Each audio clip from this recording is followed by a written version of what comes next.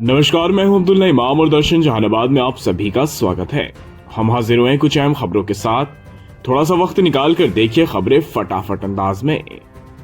हम खबरों की शुरुआत करते हैं और पहली खबर पर आते हैं, जहां की जहानाबाद के सलारपुर गांव से एक मजदूर की हत्या का सनसनीखेज मामला सामने आया है। बताया जा रहा है कि 50 वर्षीय जाथू चौधरी जो मजदूरी का काम करते थे और अपनी मजदूरी के पैसे मांगने ठेकेदार के पास गए थे, लेकिन वहां जो हुआ उसने पूरे इलाके में दहशत फैला दी। मृतक सकुराबाद थाना क्षेत्र के रहने वाले थे। बताया जा रहा है कि उन्होंने ठेकेदार से अपने मेहनत की कमाई मांगी थी, लेकिन बदले में उन्हें अपनी जान गंवानी पड़ी।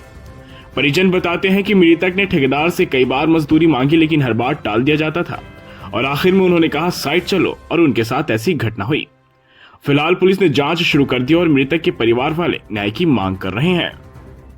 हम अगली खबर पर आते हैं, जहां की चैती छठ महापर्व को लेकर जिला प्रशासन पूरी तरह से मुस्तैद है।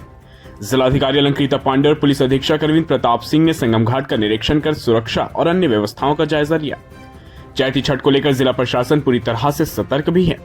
जिलाधिकारी अलंकृता पांडे और एसपी अरविंद प्रताप सिंह ने संगम घाट का निरीक्षण किया और तैयारियों की समीक्षा की। घाट पर साफ सफाई, रोशनी और सुरक्षा के कड़े इंतजाम किए गए हैं। इस मौके पर जिलाधिकारी अलंकृता पांडे ने कहा कि चैती छठ पर्व को देखते हुए सभी जरूरी व्यवस्थाएं कर दी गई हैं। वहीं एसपी अरविंद प्रताप सिंह ने भी कहा कि श्रद्धालुओं की सुरक्षा हमारी प्राथमिकता है। पुलिस बल की तैनाती की गई है। इसके आगे प्रशासन ने यह भी अपील की कि श्रद्धालु सरकारी निर्देशों का पालन करें और किसी भी आपात स्थिति में प्रशासन का सहयोग करें।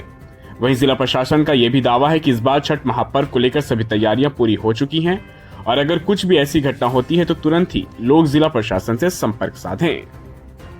हम अगली खबर पर आते हैं, जहां की बिजली विभाग की लापरवाही एक बार फिर से लोगों की जान पर भारी पड़ रही है। ताजा मामला निरथुआ पंचायत के मुढ़ेरा गांव से सामने आया है, जहां खेत में काम करने जा रही एक महिला करंट की चपेट में आ गई और बुरी तरह से झुलस गई।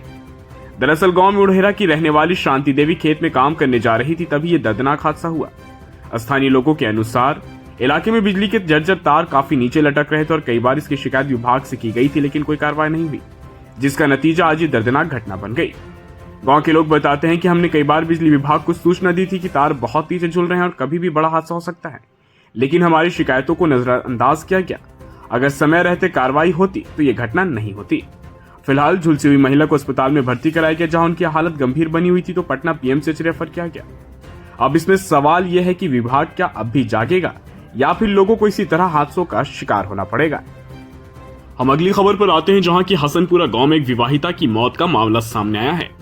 मृतिका के मायके वालों ने ससुराल पक्ष पर दहेज उत्पीड़न और हत्या का आरोप लगाया है। मृतिका की पहचान हिलसा थाना क्षेत्र के रहने वाले के रूप में हुई है, जिनकी शादी करीब 5 से 6 साल पहले हसनपुरा गांव में हुई थी। परिजनों का आरोप है कि शादी के बाद से ही उनका पति उसे सही तरीके से नहीं रखता था और लगातार दहेज की मांग करता था। महिला की मौत से परिजन भी सदमे में हैं। उनका कहना है कि उनकी बेटी की हत्या पीट पीट कर की गई है। परिजन बताते हैं कि हमारी बेटी को दहेज के लिए परेशान किया जाता था, हमेशा पैसे की मांग की जाती थी। अब उन्होंने हमारी बेटी की हत्या कर दी, अब हमें न्याय चाहिए। फिलहाल पुलिस ने शव को पोस्टमार्टम के लिए भेजा है और मामले की जांच शुरू कर दी है।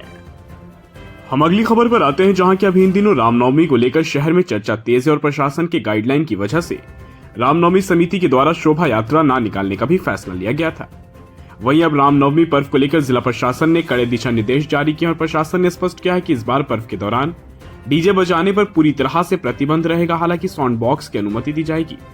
जिलाधिकारी ने लोगों से अपील की है कि वे नियमों का पालन करें और पर्व को शांतिपूर्वक मनाएं। प्रशासन का कहना है कि ये फैसला शांति एवं कानून व्यवस्था बनाए रखने के लिए किया गया है। जिला प्रशासन ने लोगों से अपील की है कि चूंकि ये चुनावी वर्ष है, इसलिए सभी लोग इस पर्व को किसी भी राजनीतिक रंग में न ढालें और धार्मिक सौहार्द बनाए रखें। प्रशासन द्वारा लगातार निगरानी रखी जा रही है और किसी भी तरह की अफवाह फैलाने वालों पर कड़ी कार्रवाई की जाएगी। वहीं प्रशासन की ओर से सुरक्षा के पुख्ता इंतजाम किए गए हैं। संवेदनशील इलाकों में विशेष निगरानी रखी जाएगी और सोशल मीडिया पर भी कड़ी नजर रखी जाएगी। गौरतलब हो कि रामनवमी पर्व को लेकर प्रशासन पूरी तरह सतर्क है और अब ये हम सभी की जिम्मेदारी है कि पर्व को शांतिपूर्ण और हर्षोल्लास के साथ हमें मनाना है। तो दोस्तों, ये थी जहानाबाद के दिन भर की कुछ अहम खबरें। खैर, फिलहाल के लिए बस इतना ही। हमें दीजिए इजाजत, हम फिर से हाजिर होंगे नई खबर को लेकर। तब तक के लिए आप अपना बहुत ख्याल रखिए। आपको हमारी खबर को पेश करने का तरीका अगर पसंद आए तो दर्शन जहानाबाद चैनल को लाइक कीजिए, सब्सक्राइब कर मदद कीजिए और शेयर करना ना भूलें।